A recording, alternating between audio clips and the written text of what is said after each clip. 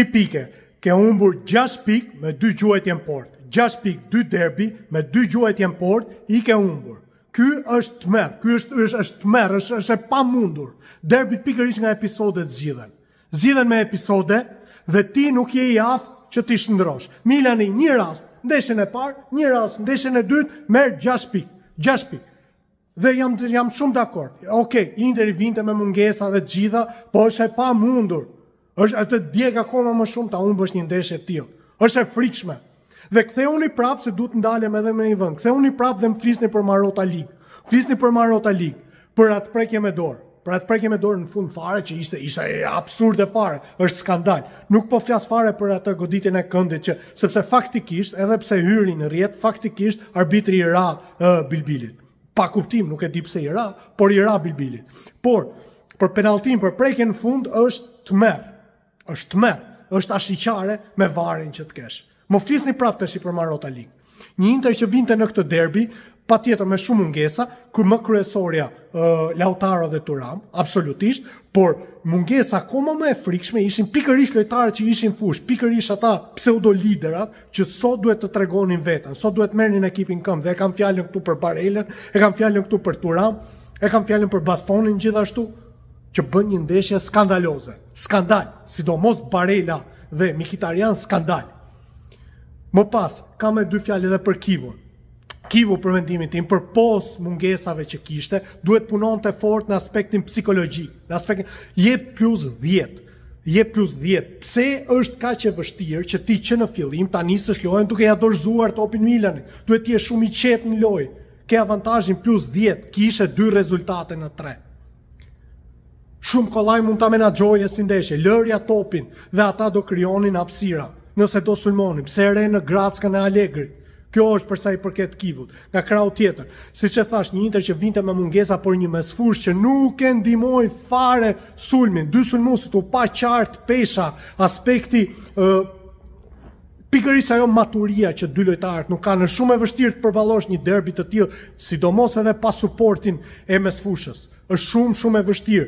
Literalisht Esposito dhe Boni sot u hëngrën nga mbrojtësit e Milanit. I hëngrën, nuk i lanë në asnjë aspekt.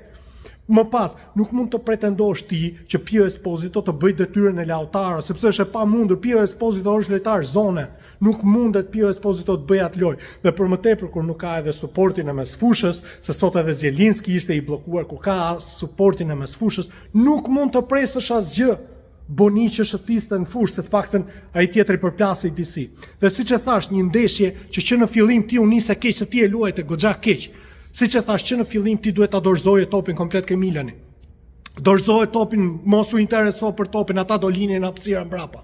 Dhe ç'a bën ti kapesh në kundërsulm. Por më e frikshmja është që është pikërisht ai episod dhe unë nuk e pres nga Mkhitaryan që të humbi atë rast të tillë, vetëm me portierin që ai as nuk i gjuajti. Ai vetëm ja pasoi. Aq sa nuk i la kohë as Manjan që të kuptonte ore ç'a po bënte, jo përplas topin gjoks dhe direkt rregulli pashkuar i futbollit. Menjëherë pas asaj ti kapesh në kundërsulm, që është një situatë absurde se ti s'ke se si kapesh në një tranzicion të tillë, ndërkohë që siç e thash je në plus 10, nuk duhet të kapesh në kundërsulm, shënon gol Milani. Dhe nga ai moment ndeshja mbaron. Praktikisht ndeshja mbaron. Barela, qa pret Barela më, për qa, Luis Enrique që më shkatroj nga nervat, kërkonte topin atje, bënte gjitha ato lëvizje dhe në fund fare për t'ja dhënë topin Barelës për ta humbur, po krosoj një herë më vë, krosoj më një herë topin, krosoj një herë topin, pse duhet ta humbi ai tjetri, Barela topin.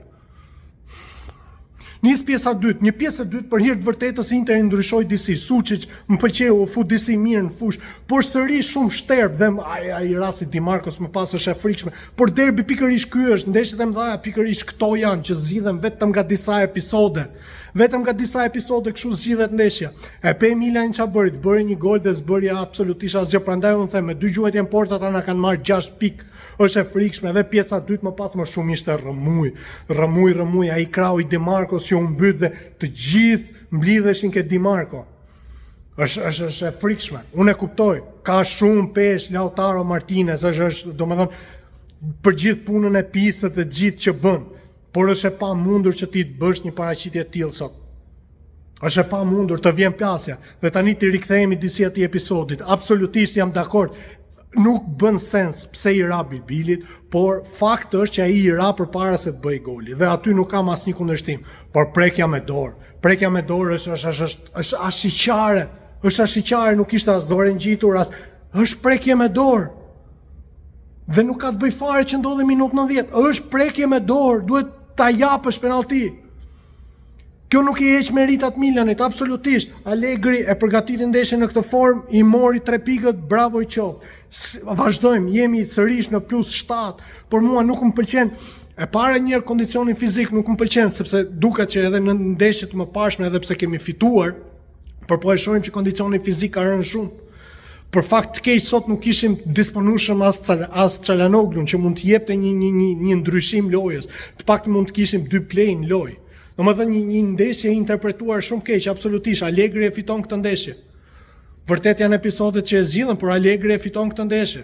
Bravo, bravo i qof Milan, nuk e çfarë duhet ta pranosh. Të vjen të djeg, të vjen plasje, por duhet ta pranosh. Vazhdojmë në +7. Kjo është një goditje shumë e fortë, faktikisht psikologjike. Duhet me patjetër të punohet fort tashmë, siç e thash, më shumë në aspektin psikologjik, sepse nuk dua që kjo humbje të ndikoj për keq. Fatmirësisht tashmë do jemi vetëm me një ndeshje në javë, paktën të kemi disi mundësi për të rikuperuar.